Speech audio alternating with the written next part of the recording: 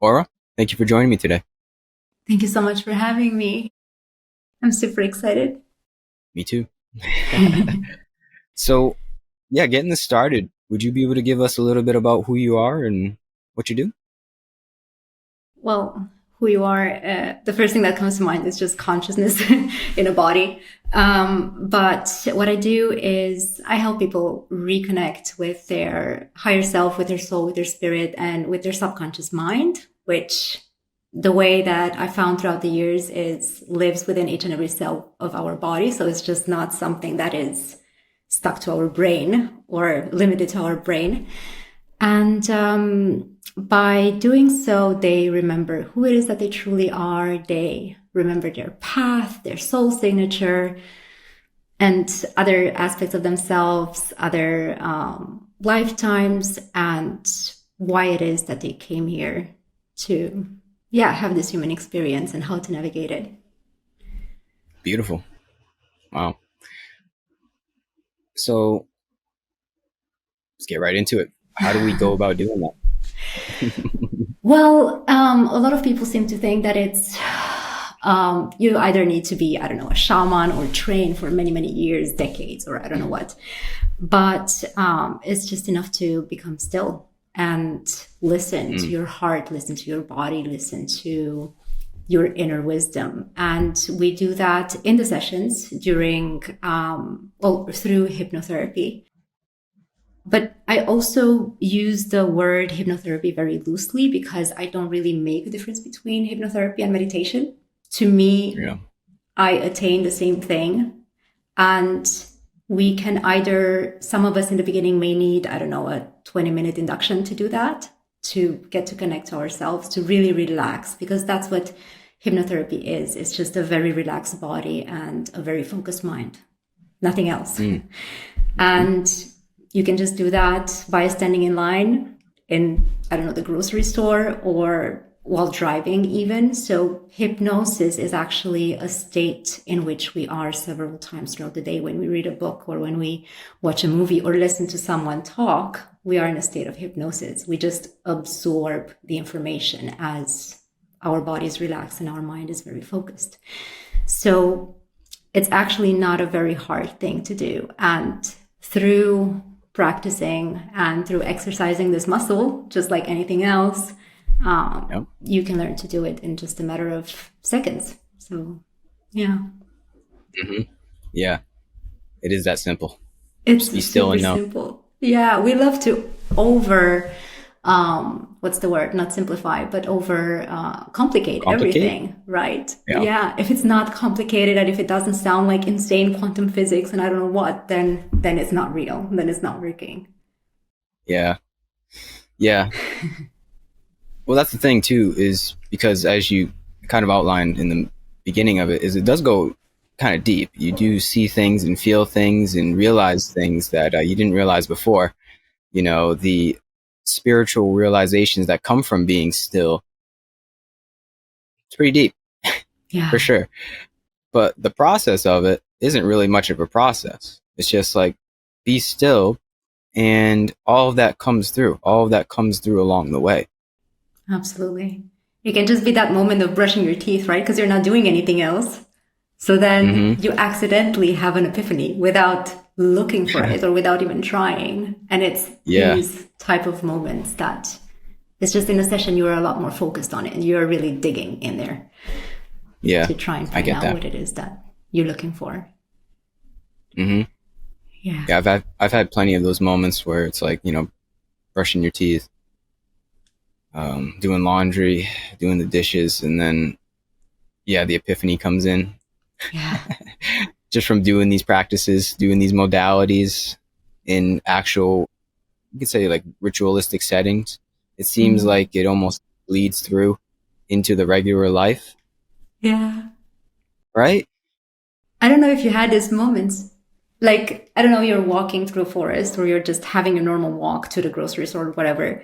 And all of a sudden you're wondering, am I still in 3D or what's happening? Because like things start moving and shifting or you begin to feel something all of a sudden. I have these moments, or I used to have them Mm, a lot a few years ago when I really started getting into this work. and really practicing every single day to, I don't know, reach, I guess I was reaching for the edges of my essence or of what I am. Yeah. And I started having these, they were, like I say, bleeding through in everyday life. Yeah. And it can become really cool. But I think also this is where we need to be careful and remember to also ground within the body so that we are present here. Yeah, exactly.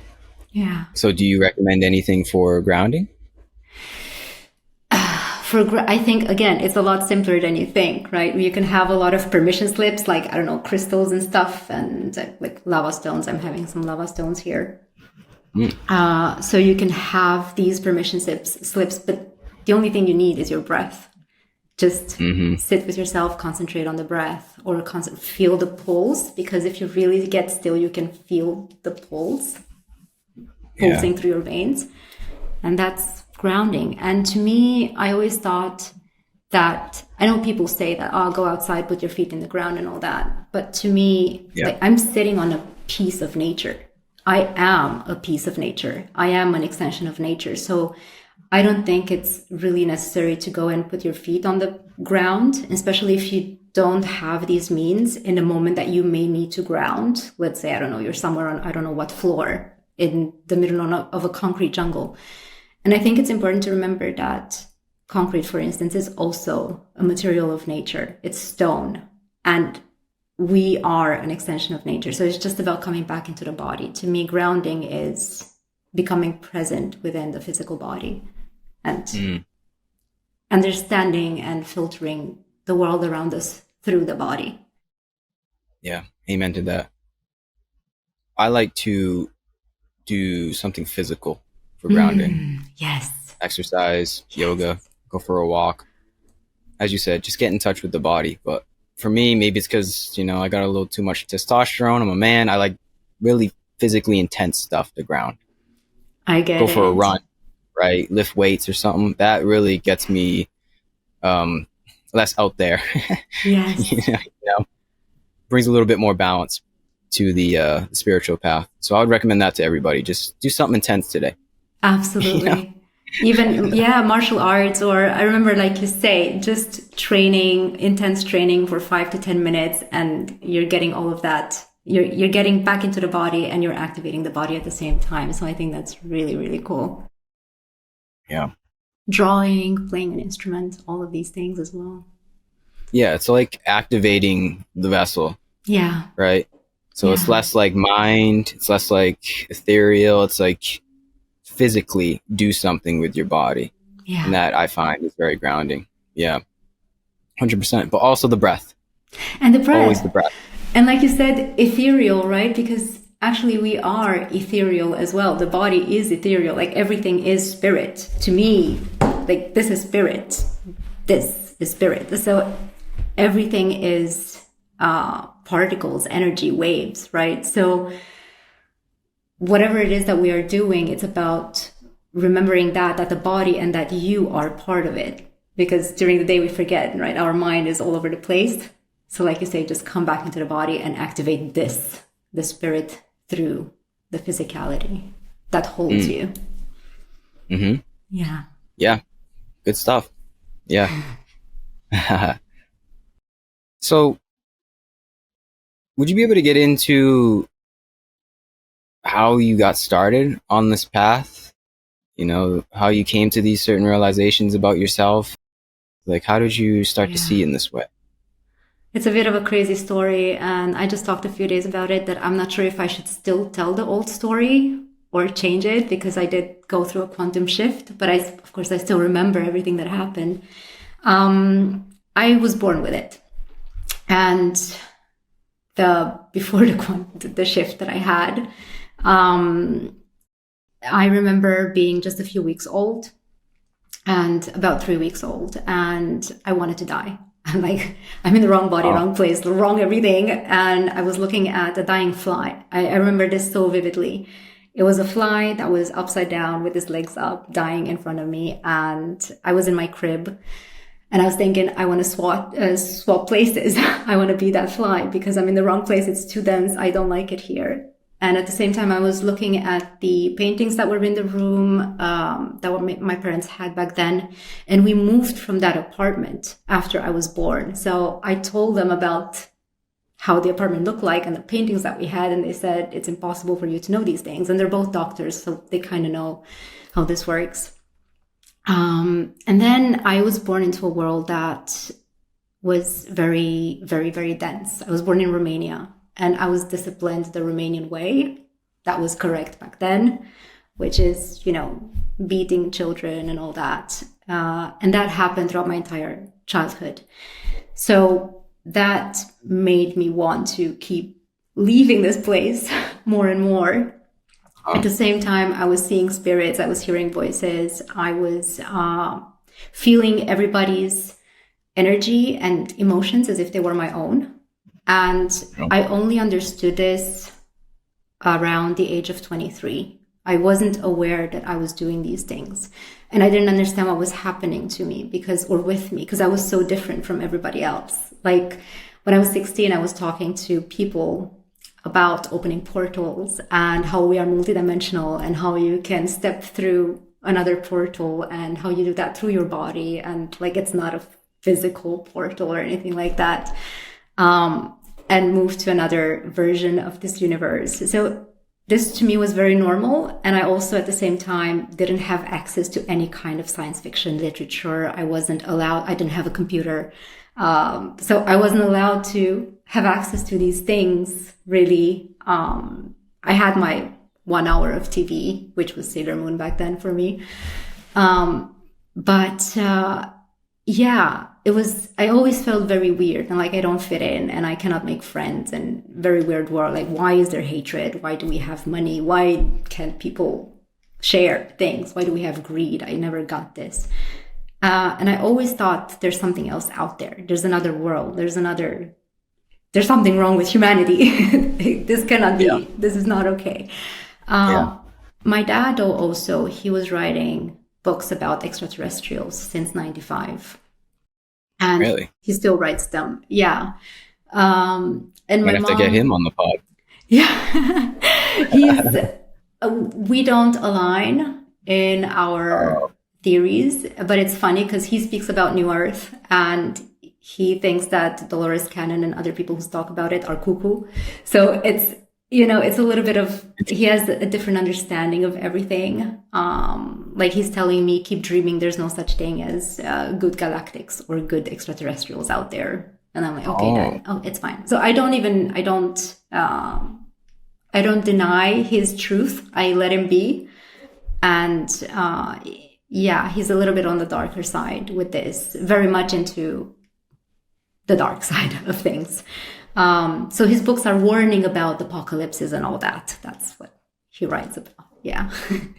Whereas I'm like, we're not going there. We're going somewhere else.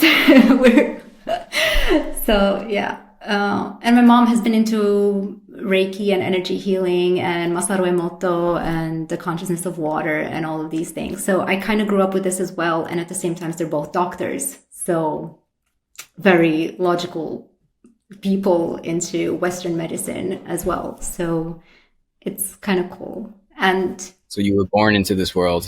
Yeah. Into this very, in a way, mixed up, chaotic world that also kind of makes sense. And I kind of like how everything is getting married in the end and becomes oneness, right? You're getting all these dichotomies and polarizations. And in a way, everything comes together beautifully. And in order to get myself, because I got diagnosed as a teenager with bipolar and all types of things. I told them that I see and hear voices and see dead people and all that. They freaked out because they're psychiatrists. And so they give you more pills and diagnosis and stuff. But around the age of 23, it was November 2011, I decided that I don't want to live like this anymore. That I actually want to try loving myself because I hated myself prior to that my entire life. And the fact that I was born a human and that I looked human and I, not really understanding humanity.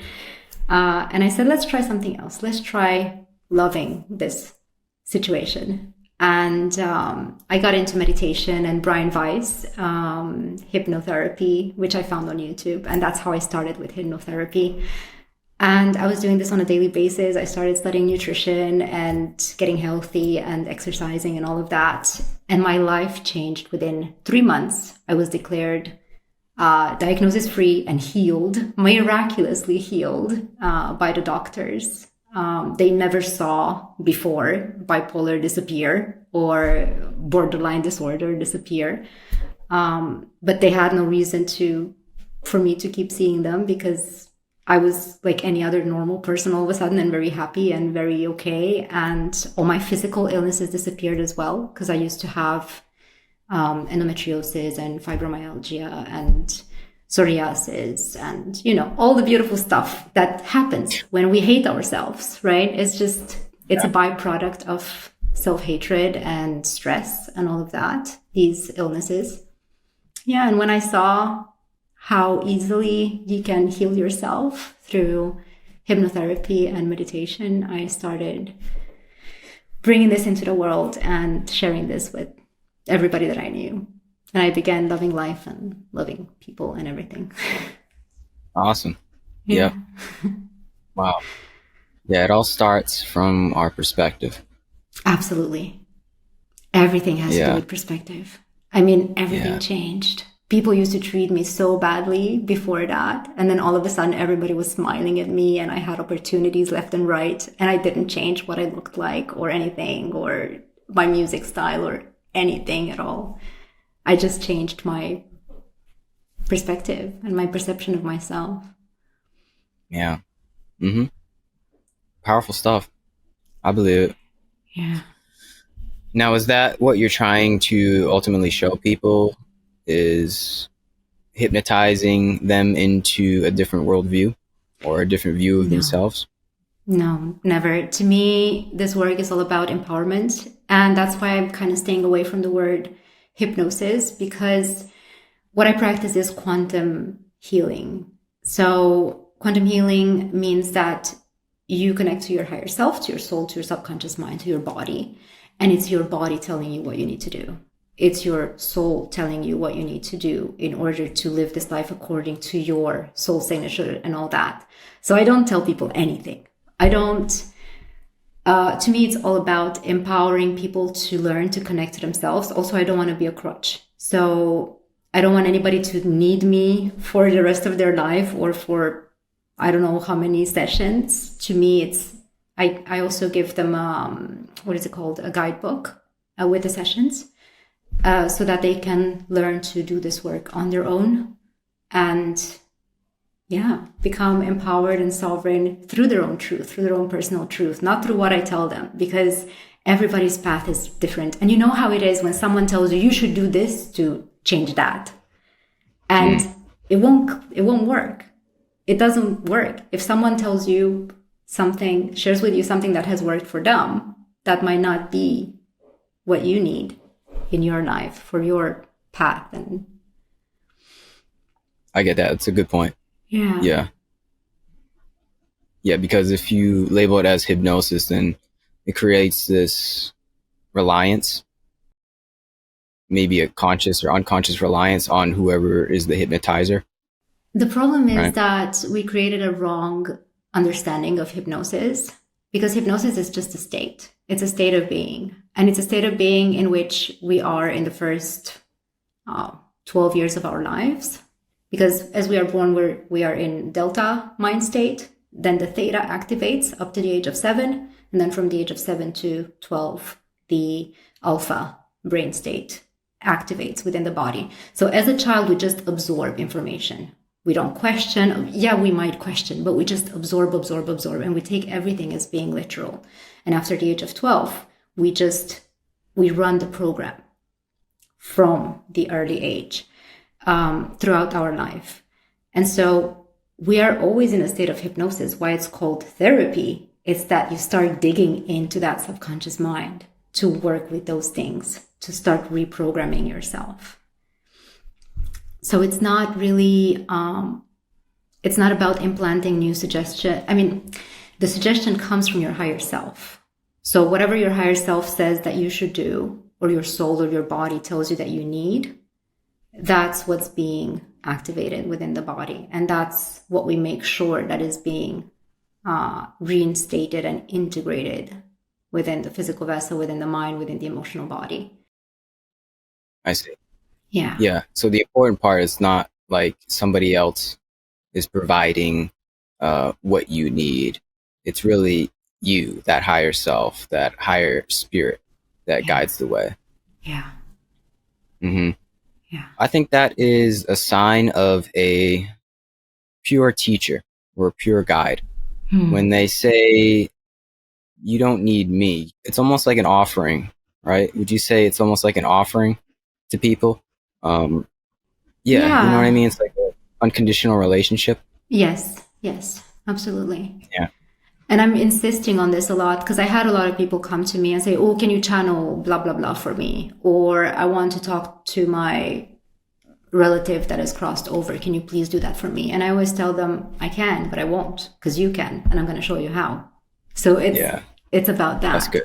And then they become psychic mediums all of a sudden, you know, and it's this notion. I was born as a psychic medium. Everybody's a psychic medium. Yeah. It's good stuff. I think that's important to note. So you don't start a cult. That's how cults Oh are my started, God. Oh my God. No. Yeah. right? Also, Situated around one person saying, you need me to get all these secret powers and secret wisdom. yeah. No, it's all within. And yes, this work is not really for everybody because there are people that it doesn't work for. And it's because they have fixed ideas of how certain things should work or shouldn't work. And the funny thing is that most clients, well, most of the 3 clients it didn't work with, 2 of them, they were shamans.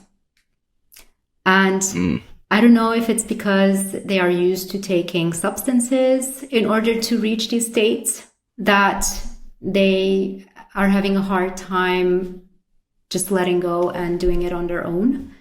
Or I'm not sure what it is. And they had very strong ideas about certain things that they needed to fix. And also this idea, I need you to fix me, I need you to fix me. And it's like, no, that's not why we're doing this. You're the only one who can fix yourself. There is never a savior outside of yourself. Truly. Yeah. I think that is true because, yeah, if you're going to somebody saying, like you, if you're going to you saying, can you fix me? And you're saying, no, you fix yourself, then it's just not going to work. Like that transaction that they're looking for isn't there. Yeah. So it doesn't matter if they are a shaman or not, whatever they want to call themselves. It's like you're approaching with the wrong intention. It's just not going to work. Yeah. And it's not even pure in that way either. All healing, I feel like, does come from within. I don't think anybody can really heal you. Only you can heal you. Only you can save yourself, truly. Yeah. Yeah. Anybody that says they can heal anybody, it's like they're just a charlatan, I feel like. Yeah. Right? That's why I'm also very careful with this word, and I'm trying to not use healing also because, you know, healer and all that. Yeah.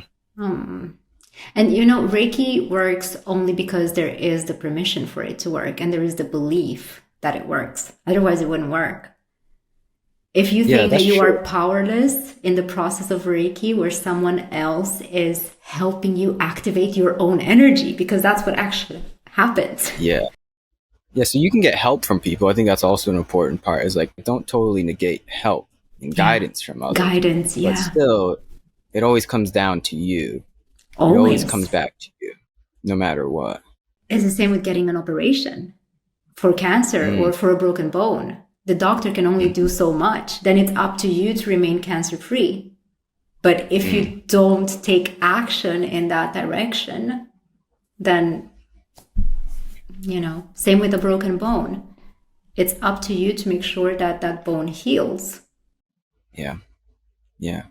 All healing is self-healing. Of course, we help each other. We are here to be a community, to help one another. But You always do the work for yourself. Mm. I think that's a double-edged sword, because on one side, the good news is it's all up to you. You have the power. You have the capability to truly become really whatever you want. Become great, essentially. Mm. But on the other side of the coin, it's like it could be daunting to the ego, because we're all looking for some external savior. We're all looking for Jesus to save us. We're all looking for safety from, say, our parents, our government, our superiors, our boss, our significant other, whatever it is. We're all looking for somebody to save us. Yeah. So it's empowering, but also I think daunting, depending on how you look at it. You know what I'm getting at here? Yeah, absolutely. But it's because we have this codependence since childhood, right?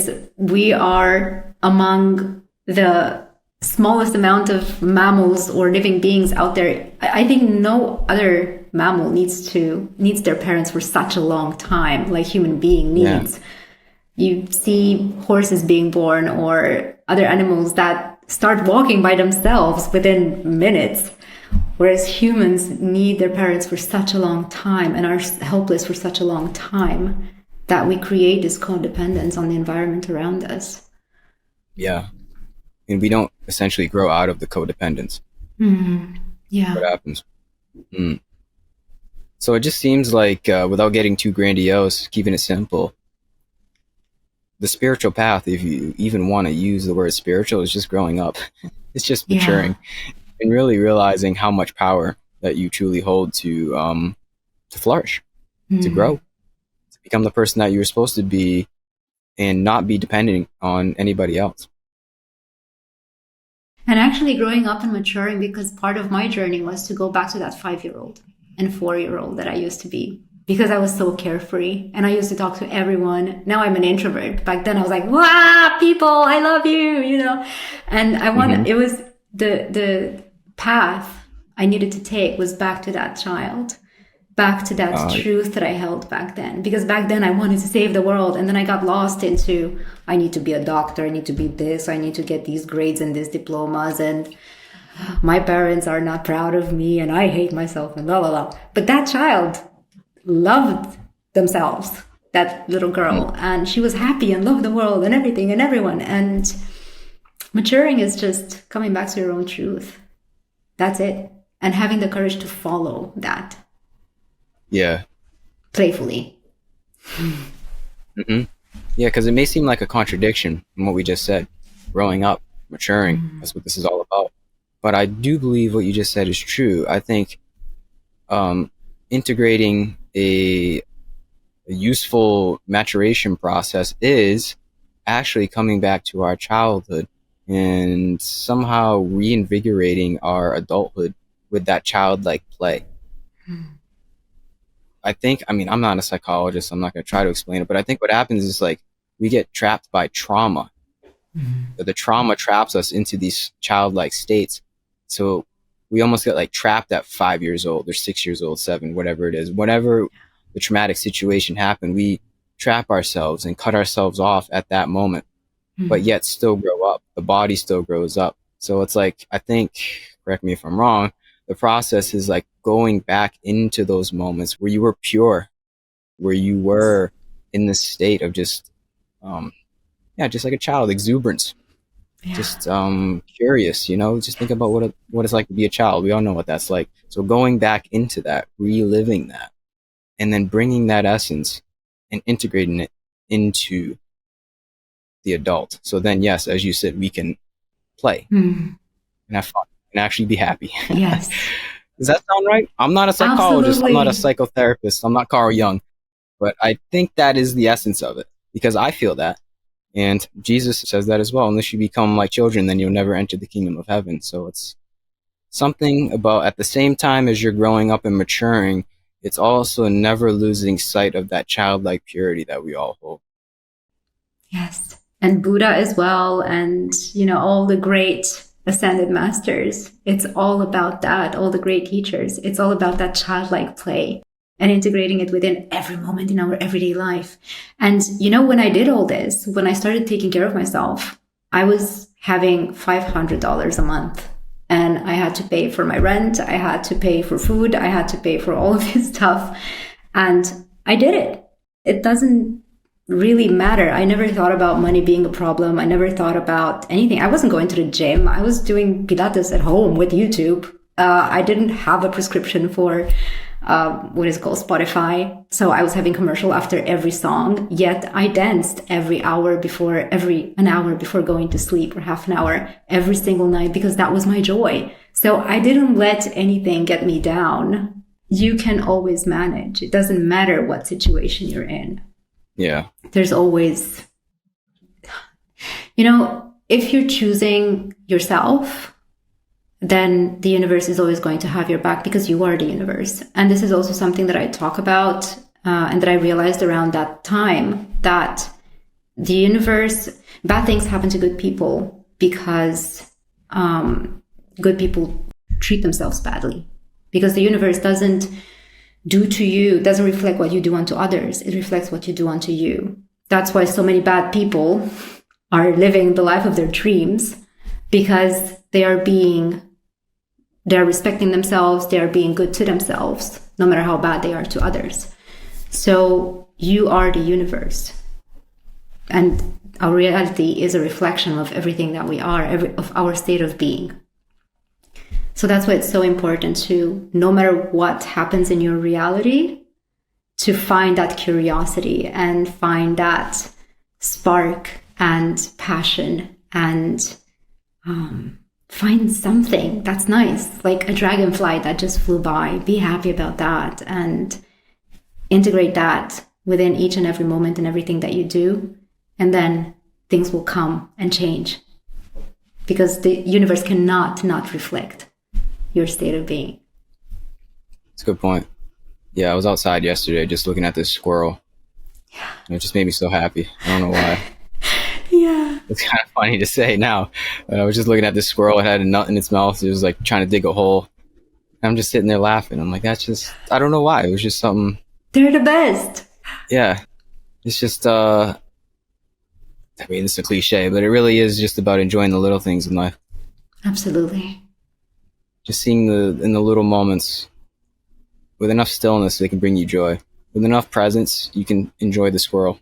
Yeah. Trying to find a hole to dig, and that'll bring you joy. Absolutely. But yeah, it's true. It sounds a little corny, but it really is true. It's yeah, it's just about being able to see the beauty in things that you wouldn't normally see the beauty in. Because really, it is all beautiful. And the thing is, it's not all rainbows and butterflies and squirrels. Even the darkness, there is beauty. Even in the things that don't seem quite beautiful, there is that essence of beauty. There's that knowing that somehow, some way, it's all going according to plan.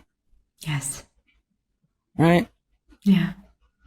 I hope that doesn't sound too entitled to say as I'm sitting here in my nice, comfortable room with an air conditioner on a beautiful day.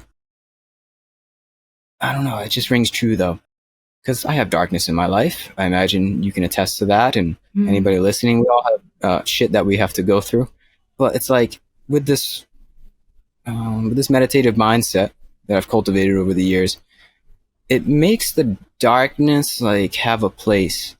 It makes like the shit that we got to go through, the suffering, a little bit easier to bear. It's not even really suffering as much. It's like, oh, I know somehow, some way, this is all working through me. This is ultimately a reflection, but also according to plan. Like there's something here that has a purpose, a greater purpose than the pain or whatever is going on in the moment. Yeah. You know what I'm getting at? Absolutely. And I find that in the darkness, we find the biggest treasures if we really dare to dive. And I know that there are countries at war now, and I love Persians, the people of Iran. I met so many beautiful people, and it's horrible what's happening right now in the world. And there's this thing, because I sat and meditated on war, right? Because they can always say, oh, but you are so privileged. They're up your chair, up on your high chair in your bubble. Yeah. We're not that privileged when we are hypersensitive and we literally feel everything through our body, the pain of everything and everyone. And then also, I think it's so important to not fall into the trap of pain, pity, and fear, because we need something to balance this out. So it's so important that we remain in a state of harmony and we remain in a state of peace and love when all of these things are happening all over the world. Because one, if we dive into the trap of fear and pain and all of that, we can no longer think straight, and we not only hurt ourselves, but we cannot be of true help of anybody else out there. When we remain in a state of harmony and balance, we can then offer help truly, while also holding space to balance the scales of the shit that's happening in the world. And sadly, we have war in the world because we are at war within ourselves, and we are at war within our families and within our proximity with the people around us. Because if we wouldn't have that, if we would be all content with ourselves, respecting ourselves, caring for ourselves, loving ourselves, then there would be no reason for any type of war, and we would never send our children to war to fight anybody's agenda. Yeah. So I think we also need to all take responsibility for ourselves and for what's happening in the world. Well said. Yeah. And that's the thing too, is there's no other choice in these times, these seemingly turbulent times. There's no other choice but to turn inward and have this sort of peace within oneself despite the goings on of the world. Because if you do return fear with fear, then it only creates more war. That's why we've had war for centuries. That's why we've had all the turbulence over the centuries, is because it's just a perpetuation of the cycle, essentially. The perpetuation of samsara, we could say. Yes. It's just like, this person wronged me, so I'm going to wrong them back. So the only way you break the chain is forgive. Really, it's just forgive. And that forgiveness only comes through stillness. So there's no other choice. It may sound a little hippie-ish what we're talking about now, but no, this is the way we actually heal, is we heal ourselves amidst the storm, the eye of the storm. And in that stillness, we might take a little while. We heal the world. We save ourselves to save the world. Like I said, it may take a few years for that to reflect on the physical, but there's no other way at this point. There's no other way. Yeah. But like, you would think that we'd smarten up and learn by now as a species, as a consciousness, that returning fear with more fear or hurt with more hurt, that it's not going to work. That formula doesn't work, but we haven't smartened up yet. But I think that is the place of the darkness and the turbulence. It's like, oh, you haven't got the message yet? Yes. There's another lesson. Absolutely. Darkness is a messenger. Pain, fear, they're all messengers that help us, guide us back to what it is that we actually want and what it is that we actually love. And they're supposed to push us to walk the path of the things that we love and bring us joy. That's their job. And also, I think forgiveness, because it's a word that's being pushed around a lot, also in the spiritual community. People that have been through horrible things. Forgiving is not just something that happens overnight, but it's a byproduct of healing. So you're not really forgiving anyone to just forgive them or to be nice or anything like that, but it's a byproduct of you becoming whole again and you returning home to yourself and to your truth and to integrity and to sovereignty and empowerment. And then forgiveness just happens. It's just a byproduct of the work that you're doing with yourself and in your honor. That's a good point. You're very wise. It's a very good point. It's not wisdom. It's just, I don't know what it is. But thank you. Very wise and very humble. No, it's good. I like it. It's a byproduct. It really is. Yeah, because if you just like fake forgive, then it's really not forgiveness. If you just say, I forgive this person, just because. No, it's not like that. No. Yeah, it comes from the stillness. It always comes from the stillness. But yeah, you said something about the darkness is leading us into really what we want or what we love. Do you think we all want in some way the same thing? Like, what are we all yearning for in this troubled world? Are we all looking for the same thing? Are we all looking for love? Are we all looking for God? We're all looking for peace. Is there some kind of general want? All of the above. Yes, absolutely. I mean, from everybody that I work with, everybody just wants love, peace, and they're all looking for their purpose in life, right? And Yeah. what is the purpose in life? In each and everybody's life, it's the mission is to become yourself, to be who you truly are. So it's freedom also. We're all looking for the freedom to be loved, seen, accepted as who we are, and to love, see, and accept those we love, see, and like everybody just wants to have the freedom of being treated the way they want to be treated. But then you also have to remember, like everything is a mirror, right? You have to remember to treat yourself the way you want others to treat you. You have to remember to treat others the way you want to be treated, because everything is being reflected back at you. But what we all look for is love, because at our core, we are love. You are unconditional love. I'm unconditional love. This has been created through unconditional love, because that's creation. So unconditional love creates. And it's the womb also, right? It's the darkness.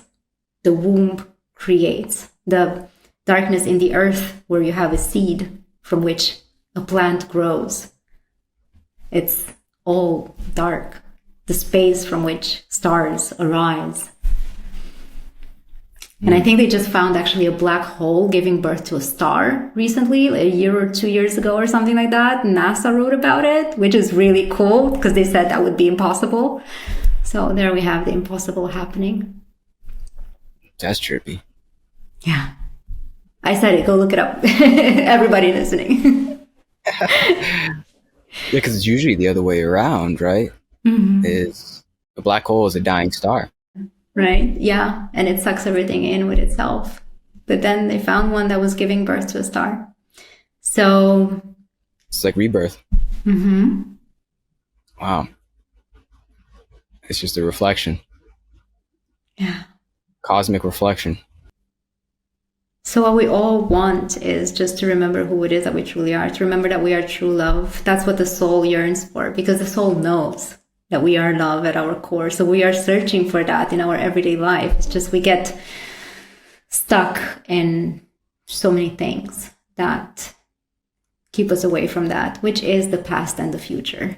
Instead of, It's just about coming back to the breath, to the present, and remember the beauty of everything. Yeah. Amen. Yep. That really is the truth. It's such a miraculous red pill to swallow that we are love. It's not just some kind of thing we throw out there just because to feel good, to cope with the darkness of reality. No, that actually is reality. Is that we are love incarnated. Yeah. And we are absolute perfection. Because I just thought I forgot to mention the NDE that I had. I managed to die once, and it was really cool. I'm not suggesting that people try this. The thing is that you get pushed back into the life. If it's not your time, you're just going to be sent back into the body to make sure that you live out the mission that you came here to live.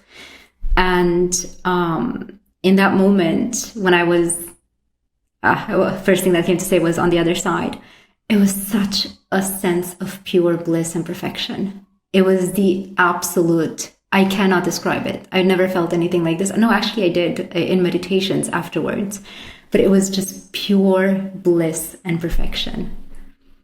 And that's what we are. Just the soul in itself is nothing but pure bliss, love, and perfection. Nothing is ever imperfect. There's no shot. It's a human concept. Everything is always perfect. Yeah. Yeah. I don't even know what to say to that. It's the truth. It's all perfect. Yeah. Mm. And we're not just saying it. That is it. That's the truth. It's like, it really is all perfect. And it's perfect because it follows a path of returning home to itself, everything, whatever it is. No matter how bad it may look, it's all meant to, as a reminder to come back to the self. Mm. Mm-hmm.